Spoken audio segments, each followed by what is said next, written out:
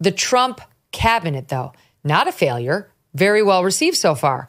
CBS poll, 59% of those polled approve of his choices so far. 59%. This time in 17, when he was assembling his first cabinet, or at least as January 17, only 37% approve, which is so interesting, Stu, because that cabinet was much less loyal to Trump, much less MAGA-ish than this cabinet.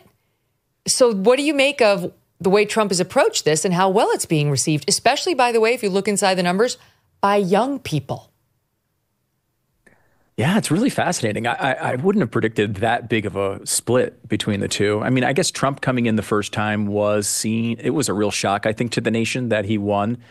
Here, it's a little bit different, right? In 2024, people are looking back at his term as president as positive, and they see it, they remember it well. They remember the economy doing well, and I think they see a candidate that won an election fair and square and should have the rights to get to the type of people that he wants in these positions. You know, he was elected, and he of course has to go through the Senate. There's a process that goes on there that we should respect. But when it comes down to it, it should be people that can execute the vision of Donald Trump, right? That's what these people are doing within the bounds of the Constitution and the law. And it's interesting to see that. I wonder, I mean, look, do I really think the American people have that well-developed of an opinion of Pam Bondi? I mean, probably not, right? Like, I mean, I don't think that that's what's happening there. I think they're looking at Donald Trump and saying, you know, we trust this guy's judgment. I know everyone says it's crazy. We heard all that. We heard the pitch from Joe Scarborough for all of these years that he was a Nazi, that he was going to put in all sorts of people that were going to be fascists. We've looked at that whole thing. We don't buy it. We didn't buy it. That's why he's going back in office and he was elected. And we're going to trust his judgment here. I mean, I think it's more of a generally positive view toward Trump, with the exception of some of the names that are a little bit different. You know, I think as people are seeing the fact that he's willing to maybe reach out across the aisle as a positive, I think that's helping him as well. So, I mean, he's in a good position, and so far, well, listen I think to these he's numbers. Executed this plan well. This is a CBS News poll again. Under 30, he has, this is among those who approve, which is, as I said, almost 60% of those polled.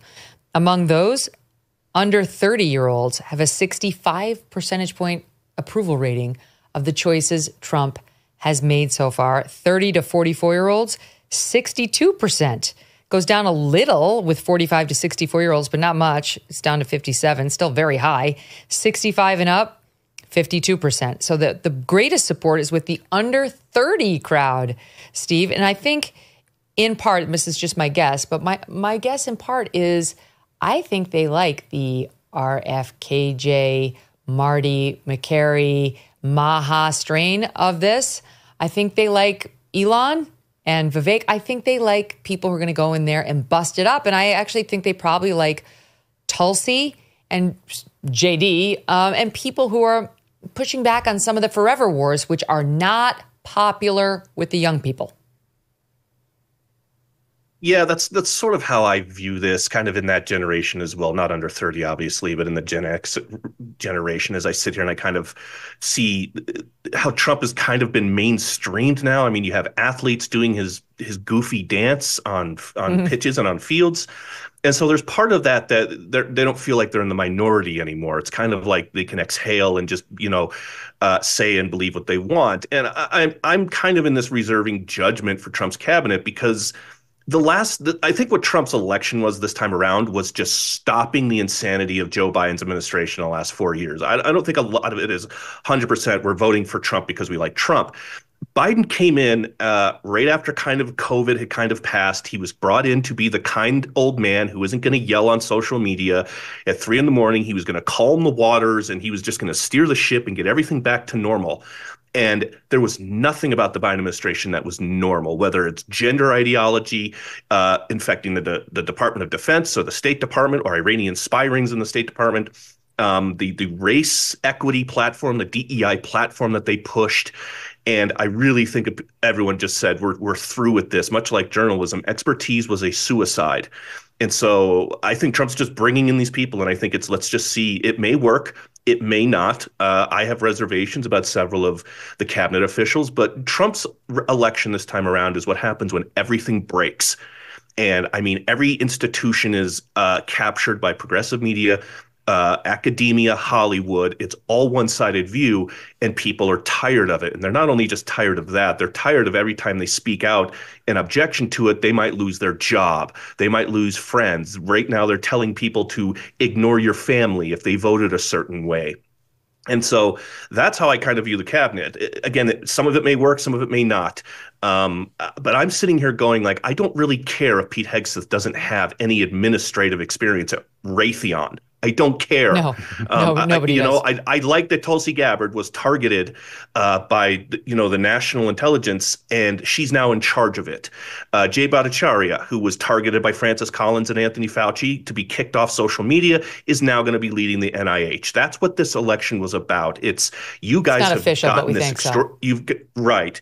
You guys have gotten this extraordinarily wrong for the past 4 years. So now we're going to bring in the people who you not only disagreed with, you went after and targeted them either through censorship, through the Department of Justice, the Department of Defense, or whatever. How many fun degrees did the people have who put together that brilliant Afghanistan withdrawal plan?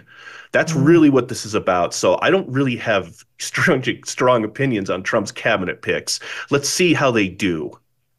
Yeah, I love that summary. Meanwhile, and we're going to get into the specifics. We have to take a break, a couple of minutes, but I love this Peter Baker of the New York Times reaction. I know you guys reacted to this, or at least I saw you did, Steve. He tweets out on Friday night, because Trump made a bunch of announcements filling out the remaining holes in the cabinet. A new HUD secretary, labor secretary, FDA chief, CDC director, surgeon general, labor secretary, OMB director, deputy national security advisor, counterterrorism chief, and treasury secretary, all on a Friday night. It's going to be an exhausting 4 years. No sleep or rest. And one response was from Sean Agnew, who writes, "I'm so sorry this is happening to you, Peter." Yeah, why I responded to him and I asked, why weren't the last 4 years exhausting for you? While he's accepting awards from the White House Correspondents Association and Joe Biden. This is the kind of shit that we see and we talk about, which is you took 4 years off. Why weren't the last 4 years exhausting for you? Do you know what you're even saying right now? Now I'm going to have to work, but it's so amazing how he's trying to play his little violin Vacation's out there, Stu, over. like, oh, I'm so tired. No sleep and no rest on trying to vet all these terrible people, as opposed to maybe like finding out how many times a neurologist has visited the White House while Joe Biden was failing, which was like 16 or 17 in 1 year, right? Like that kind of work could have also kept you up. For those of us holding our breath for the past several months, we can finally exhale. Doesn't it feel like that? Work can finally be done on the major issues this country is facing, and it will be. One of the most significant, our national debt. The fact is our nation is broke, and that debt is a house of cards that can't be quickly dismantled. So the strategy remains the same. You might want to diversify your savings. This is why I want to tell you about Birch Gold. So many things are out of our control and out of our president's control, so it can be really important to have a safe haven for your savings. Birch Gold Group can help you convert an IRA or 401k into an IRA in physical gold. And the best news is it doesn't cost you 1 cent out of pocket. Text MK to 989898 now to get your free info kit.